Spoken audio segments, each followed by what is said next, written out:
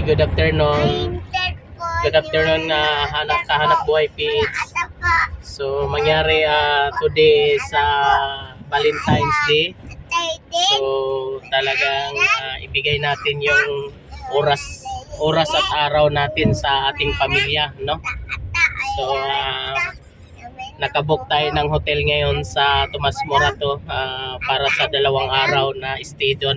So maituturing na natin na yun ang pahinga natin. The same time oras din, no, para sa pamilya. So paano nga ba natin yan nagawa, mga kanap buhay PH? So ganun lang, sa pagpupursige natin ay may bunga rin naman, no? So mangyaring hanap buhay lang, no, mga kahanap buhay PH dito sa Pilipinas. Kailangan lang natin talagang magsikap, no, sa anumang kaparanan.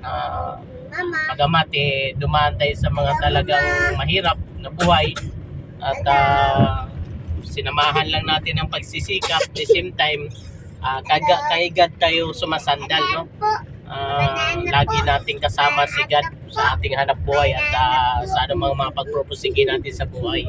Dahil hindi naman natin kakayanin, mga kahanap buhay, kung tayo lang, no? Importante una si God lagi, no? Para makuha natin yung nais natin at minimiti. So God bless. Thank you. Salamat sa Diyos. Amen.